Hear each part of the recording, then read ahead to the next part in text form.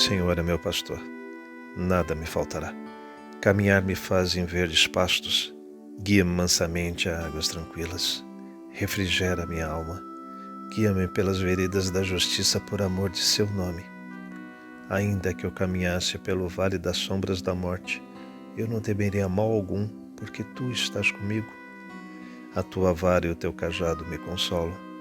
Preparas uma mesa perante mim, na presença dos meus inimigos. Unges a minha cabeça com óleo, o meu cálice transborda. Certamente que a bondade e a misericórdia me seguirão todos os dias da minha vida, e habitarei na casa do Senhor por longos dias. O Senhor é meu pastor, nada me faltará. Prece dos aflitos, Emmanuel. Senhor Deus, Pai dos que choram, dos tristes, dos oprimidos, fortaleza dos vencidos, consolo de toda dor. Embora a miséria amarga dos prantos de nossos erros, deste mundo de desterro, clamamos por vosso amor. Nas aflições do caminho, na noite mais tormentosa, vossa fonte generosa é o bem que não cessará. Sois em tudo a luz eterna, da alegria e da bonança, nossa porta de esperança que nunca se fechará. Quando tudo nos despreza, no mundo da iniquidade, quando vem a tempestade sobre as flores da ilusão. Ó Pai, sois a luz divina, o cântico da certeza, vencendo toda aspereza, vencendo toda aflição. No dia de nossa morte, no abandono, no tormento, trazei-nos o esquecimento da sombra, da dor, do mal. Que nos últimos instantes sintamos a luz da vida, renovada e redimida, na paz ditosa e imortal. Que assim seja. Pai nosso que estais nos céus, santificado seja o vosso nome. Venha a nós o vosso reino, seja feita a vossa vontade, assim na terra como no céu. O pão nosso de cada dia nos dai hoje. Perdoa-nos as nossas ofensas, assim como nós perdoamos a quem nos tem ofendido. E não nos deixeis cair em tentação, mas livrai-nos do mal. Amém. Ave Maria, cheia de graça, o Senhor é convosco. Bendita sois vós entre as mulheres, bendito é o fruto do vosso ventre, Jesus. Santa Maria, Mãe de Jesus, rogai por nós, os pecadores, agora e na hora de nossa morte. Amém.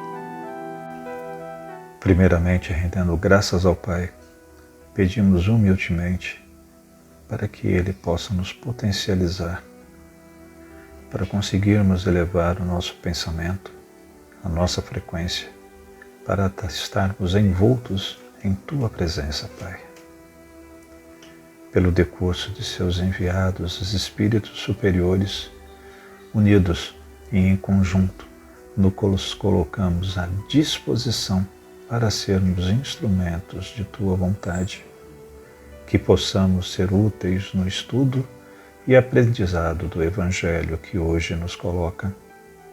Pai, somos ainda muito pequeninos, mas desejosos de buscarmos o nosso melhoramento e nossa reforma íntima.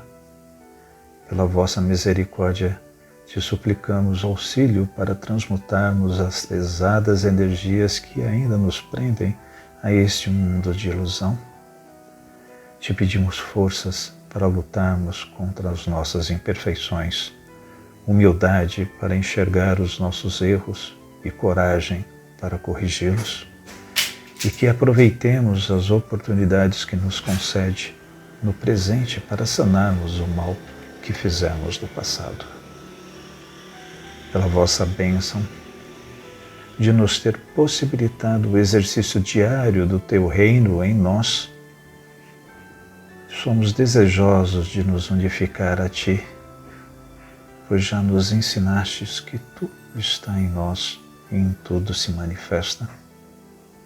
Assim, nesse estado de espírito, nós saudamos a Trindade Superior, Pai, Filho e Espírito Incriado, E pedimos permissão para saudar toda a força que decanta de Ti, Pai, que trabalham no amor e no desenvolvimento. Assim, pedimos força aos orixás, campos de energia de amor e atuação. Pedimos forças a Miguel Arcanjo e toda a corrente de angelicais do Senhor. Pedimos forças à corrente franciscana, essa corrente que nos ampara, nos auxilia, a Xangô, que nos fortalece e sustenta, e ao Caboclo Tupinambá, nosso guia-mestre, que tanto nos orienta. Pedimos ainda pela paz no mundo, paz entre povos e nações, governantes e governados, mas principalmente pela paz em nós, em nossos corações, e que possamos disseminá-la e promovê-la onde quer que nós estejamos. Pedimos pelos idosos que possam assisti-los, que possamos assisti-los, entendendo as suas necessidades e sua realidade, devolvendo um pouco do amor que com certeza tiveram para conosco. Pedimos pelas crianças para que possam viver em paz, que possam amar e serem amadas. Pedimos pelas crianças da creche Santa Clara, pelas pessoas que ajudam a creche Santa Clara e os projetos sociais de nossa querida CFA. Pedimos por todos os irmãos necessitados que se encontram em hospitais, manicômios, prisões, meio a guerras, conflito étnico ou qualquer outra situação de vulnerabilidade. Pedimos por todos os espíritos encarnados e desencarnados cujos nomes nos vêm à cabeça nesse momento, rogando a Deus por cada um deles. Por fim, rendemos glória ao Espírito incriado, ao Pai, ao Filho, assim como é desde o princípio e sempre será. Amém. Da sabedoria do Evangelho de Torres Pastorino, ação de obsessores. Mateus capítulo 12, versículo 43 a 45. Mas quando o espírito não purificado tiver saído do homem, perambula por lugares áridos, buscando repouso, e não o acha.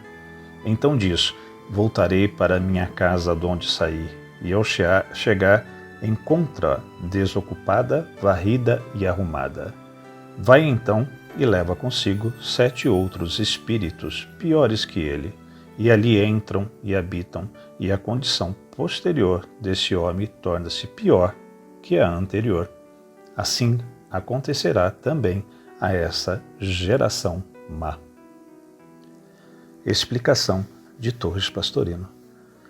Na interpretação vulgar, entendemos a advertência como relativa às obsessões, devendo ter sido dada em conexão com alguma das libertações de obsessores executada por Jesus. O mestre firma doutrina a respeito da técnica obsessiva por parte dos desencarnados. Perfeito conhecedor do assunto, pode revelar-nos com segurança há mais de 2000 anos uma coisa que o Ocidente só ficou sabendo por experiência direta com os estudos do Espiritismo de Allan Kardec e seus seguidores. Um obsessor, espírito não purificado e, por conseguinte, não esclarecido, mas não se use o termo contundente e descaridoso imundo, afinal é um espírito filho de Deus como nós. Liga-se a uma criatura por quem sente ódio e sede de vingança.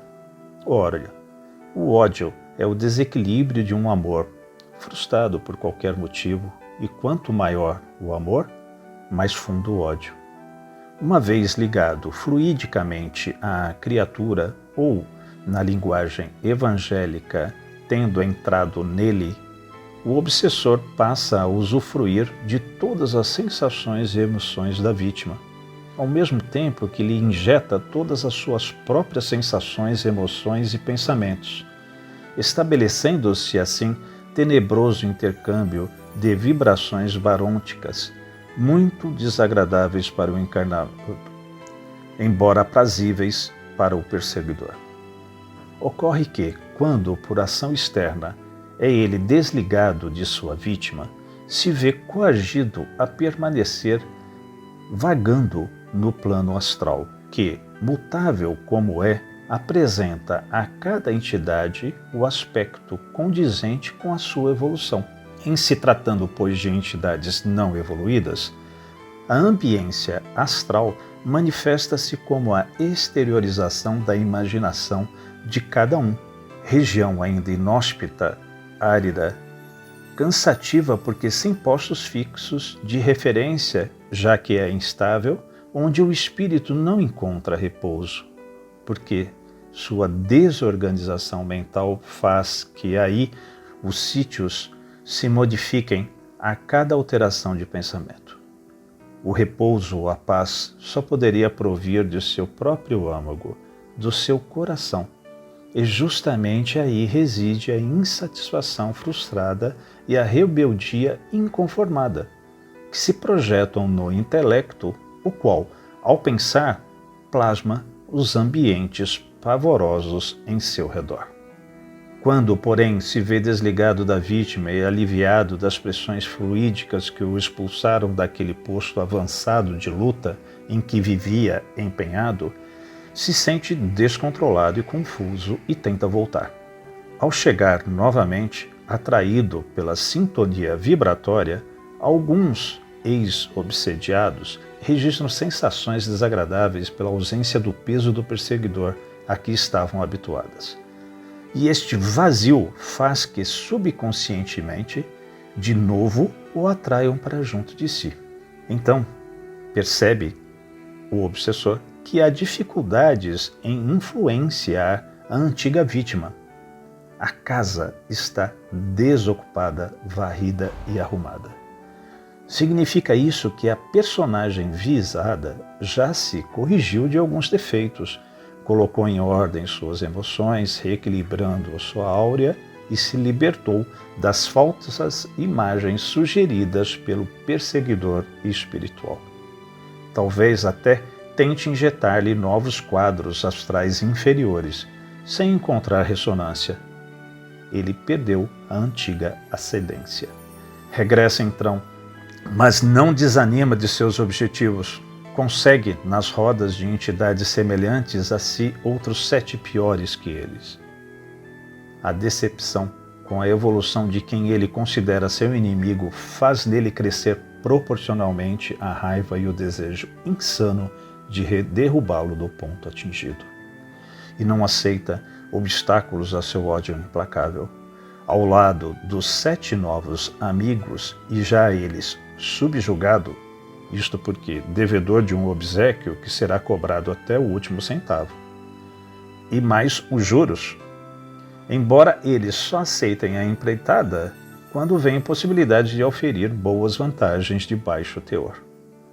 O ataque, então, é renovado, e a condição última torna-se pior que a anterior. Jesus termina prevendo e predizendo que assim aconteceria àquela geração má, ou melhor, enferma, que não está assimilando a profundidade de seu ensino. Explicação esotérica de Torres Pastorino. A lição desdobra-se em profundidade maior que a aparente. A escala de valores, como sempre, aplica-se a diversos graus, segundo a interpretação que pode ser dada. Em primeiro plano, aparece sem dúvida a lição literal que vimos acima. Trata-se do que realmente ocorre nos casos de obsessão e possessão por parte de espíritos desencarnados. O texto é claro, é o exemplo da nossa vida diária, fatos corriqueiros. A outra interpretação após a conversão de uma criatura do materialismo ou da descrença à espiritualidade. Verificamos que foi dela expulso um espírito atrasado, o da dúvida. Mas logo depois, com a casa vazia, limpa e arrumada, surgem outros 7 espíritos piores que são a vaidade de ter alcançado aquela compreensão, convencimento de sua capacidade pessoal em melhorar, o orgulho de haver galgado um passo a mais na evolução, a autossatisfação da crença de que realmente é um eleito, a pretensa superioridade que faz acreditar-se melhor que os outros, a arrogância que descaridosamente despreza os outros pecadores e, o pior de todos, a invigilância que se supõe infalível em suas opiniões, em seus julgamentos, em suas condenações. Esses 7 espíritos piores, muito piores, que o materialismo e a descrença, passam a morar naquele indivíduo cujo estado se tornou muito mais grave do que antes. Humberto Roden tem uma frase que descreve bem este caso tão típico e, infelizmente, tão comum nos espiritualistas de qualquer religião. Livre-me, Deus, de minhas virtudes, que de meus vícios eu me livrarei. No entanto, a última frase profética de Jesus relatada por Mateus e que amplia o conceito do indivíduo para o coletivo, abre-nos o horizonte para uma terceira interpretação. Diz, e assim acontecerá a esta geração. Essa profecia é facilmente verificável agora, após mais de 20 séculos, em sua realização comprovada. Aqueles homens que ingressaram no cristianismo, embora o cristianismo não tivesse ingressado neles e que, portanto, não perceberam o âmago, a base, a profundidade do ensino do Cristo, foram exatamente os que se apoderaram do poder, imbuídos da convicção de se haverem liberto do espírito do paganismo e do judaísmo. Expulso aquele espírito, todavia outros 7 piores vieram neles habitar, convenceram-se de que eram os melhores, quiçá os únicos que realmente compreendiam e interpretavam a verdadeira religião cristã, numa vaidade sem limitações. Incharam de convencimento a ponto de se intitularem eles mesmos os legítimos e indiscutíveis representantes de Deus na terra, herdeiro dos apóstolos, fundamentando-se para isso no lugar geográfico em que se encontravam e não no espírito que possuíam. Encheram-se de orgulho, certos de que eram donos de Deus, e chegaram ao cúmulo de se julgarem por ele obedecidos, podendo determinar por decreto aqueles que deviam habitar o céu, e mesmo durante certa época o fizeram até o lugar do céu que deveriam ocupar.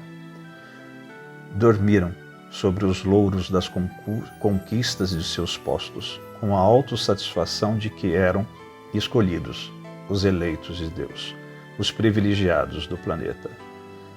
Felicitaram-se com a pretensa superioridade de que quem os não seguisse estaria condenado. E desprezaram, perseguiram e espizinharam outros povos, destruindo documentos e monumentos que, por não provirem deles, eram julgados diabólicos.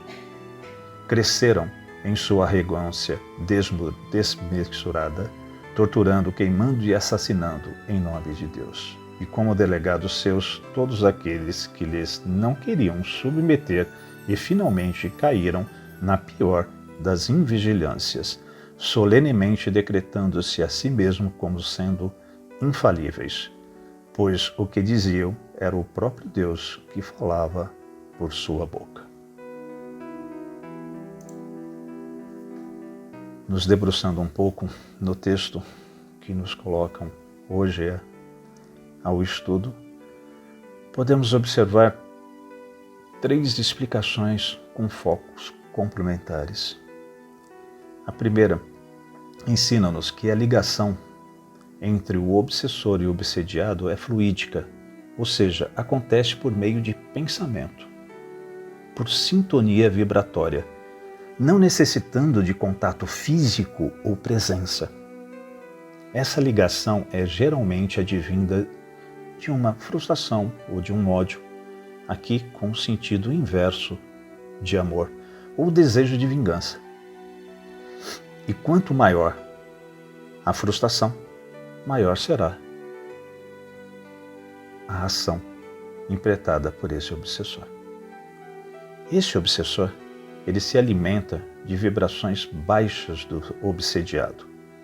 Portanto, deixe-nos aí uma sugestão de que nós precisamos elevar nossas vibrações. E de que forma nós podemos fazer isso no nosso dia a dia? Por exemplo, através do estudo e da compreensão do Evangelho, que inclusive, deve ser feito no lar, o chamado Evangelho no lar, para que possamos não somente nos beneficiar, mas beneficiar aqueles que estão mais próximos de nós. Nós precisamos também ter os nossos pensamentos vigiados. O desejo e a prática do bem e do amor em nosso dia a dia, entre tantas outras coisas. Uma segunda vertente ou explicação nos chama a atenção de que nós não nos coloquemos como sendo os donos da verdade, e muito menos como sendo os donos de Deus. Nos lembra que religião é o meio, não o fim, e que o caminho dado e demonstrado por Jesus Cristo precisa ser entendido e praticado. E a terceira é o alerta de que quando a criatura passa a dar os seus primeiros passos no rumo da espiritualização, acontecerão os seus piores inimigos, que são seus inimigos internos, tais como vaidade, orgulho, achar-se o escolhido e todos os outros que foram mencionados no texto. Portanto, quanto mais nos dispormos a sairmos do antissistema, que é representado pelo materialismo e suas implicações, mais este reagirá para nos mantermos presos às suas garras. Mas precisamos ter força, fé, vontade e seguirmos. Como já foi demonstrado e orientado pelo Mestre Jesus, a recompensa é o reino dos céus. Graças a Deus. Senhor, fazei-me instrumento de vossa paz. Onde houver ódio, que eu leve o amor. Onde houver ofensa, que eu leve o perdão. Onde houver discórdia, que eu leve a união. Onde houver dúvida, que eu leve a fé. Onde houver erro, que eu leve a verdade. Onde houver desespero, que eu leve a esperança. Onde houver tristeza, que eu leve a alegria. Onde houver trevas, que eu leve a luz. Ó Mestre, fazei com que eu procure mais consolar que ser consolado, compreender que ser compreendido, amar que ser amado, pois é dando que se recebe, é perdoando que se é perdoado, e é morrendo que se vive para a vida eterna. Graças a Deus.